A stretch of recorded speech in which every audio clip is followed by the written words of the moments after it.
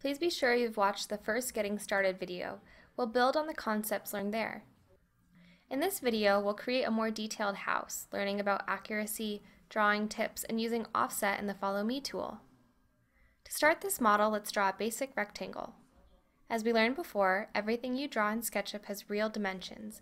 We need to control what the dimensions are. In SketchUp, to enter dimensions, you start an operation, then simply type in the desired dimensions. Try this.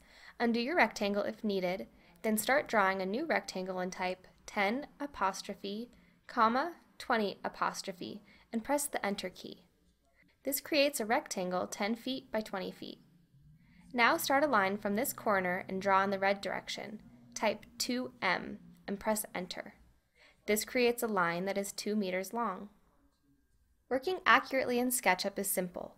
You just start drawing and then type in the dimensions as needed. Rectangle dimensions are separated by a comma. Here are a few examples of some dimensions you might enter.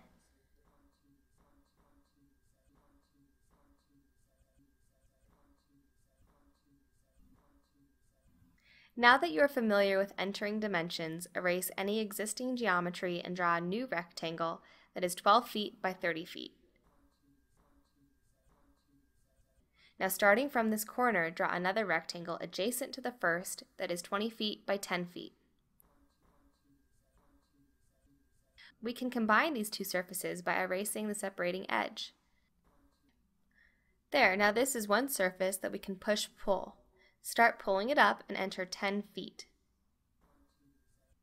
To create the roof, we'll use the line tool and draw all the edges we need before pulling the ridge up. Using the line tool, find the midpoint and start drawing back in the green direction. This will be our first ridge, and we need it to connect exactly with the second ridge.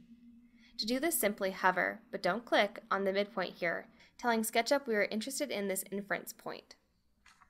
Once you see the tool tip telling you it's the midpoint, follow the original green direction and SketchUp will infer to the new midpoint, telling you exactly how far to draw the first edge. Make sure you see both inferences and click to finish the first ridge. Then draw the second ridge to this midpoint. Now that we have both ridges in place, simply draw the lines where the roof will fold when we move the ridge lines. Use the select arrow and click on one of the ridges, then hold the Shift key and watch the icon. There is now a plus/minus that indicates you can add to or subtract from your current selection. This allows you to select other entities and deselect them as well while holding Shift. Add the other ridgeline to your selection, making sure only these two edges are selected. Now you can use the Move tool to pull up the roof. When you are happy with your roof, use the Select tool and click away from your model to deselect the ridgelines. Let's explore a new tool, the Offset tool. If you don't see the large tool set, go to the View menu, Tool Palettes, Large Tool Set. This opens the complete tool set in SketchUp. To see how the Offset tool works, click on the side of our house and pull inwards or away. All the edges of the surface are offset. Click to finish. You can try this on different surfaces to see the results, or if you wanted to focus on one surface, you could use the Select tool to pick a single surface, then the Offset tool will only work on that surface. Time to get back to our house. So undo any previous offsets and navigate so we can see under the house.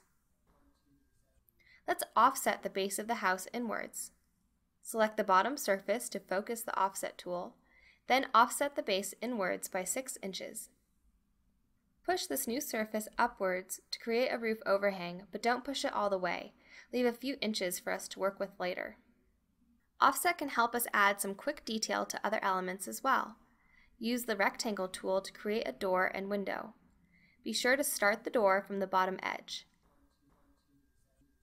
The window is simple, offset it once or twice, and use Push-Pull to make the window frame.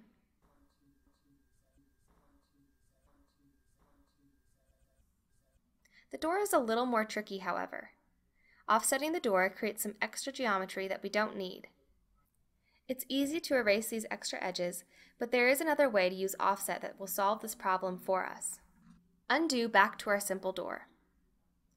Use the Select tool to pick one door edge, then holding the Shift key, add the other two edges. With these edges selected, the offset tool will focus and only work on those edges, so we don't have any problematic edges below our house and can correctly create the door frame. Pull the door frame out so we can use it in our next example. Now that you understand the offset tool, let's move on to the Follow Me tool. Zoom into the lower corner of the door frame we just created and draw a line between these two edges. We could use push-pull on this new surface, but what if we wanted this to be trim that turns this corner? That is what the Follow Me tool will do. Hit the Escape key to cancel your push-pull or undo it, then select the Follow Me tool and click once on our trim surface. Pull along this lower edge and it looks similar to push-pull until you meet the corner and continue in a different direction.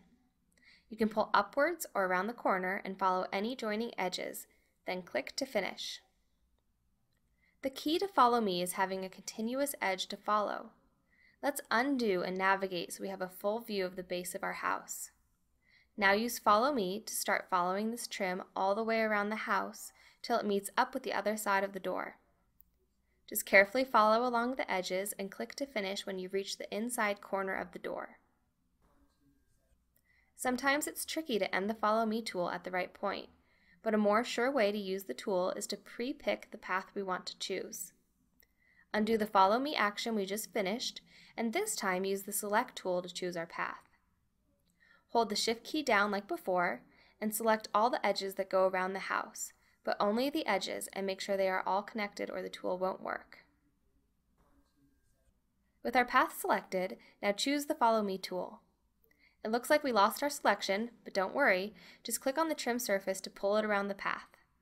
If your example doesn't work, try again, and make sure you pick all the edges and have nothing else selected. We are only scratching the surface of what can be done with the Follow Me and other tools, so please look into more of our videos and learning resources to explore these tools to their full extent. To finish our house example, let's turn our attention back to the roof and some drawing aids in SketchUp. Use the Line tool and start drawing a line from this edge. Now hover over the roof edge for a few moments, and as you continue to draw, you'll see a new inference that is purple in color and parallel to the edge we just hovered over. We can easily find out how far to draw this parallel edge by hovering over the ridge point to focus attention there. Then as we come back to drawing our original line, SketchUp will tell us where these points meet up. Click to finish that edge, then continue drawing and hover over the far roof line to tell SketchUp we are now interested in that edge. SketchUp will now show us the parallel inference to that edge, and we can follow it down to meet up with the lower on edge inference point. At this point, you can keep practicing on your own. In the next video in this series, we will create an interior room and fill it with items from the Google 3D Warehouse.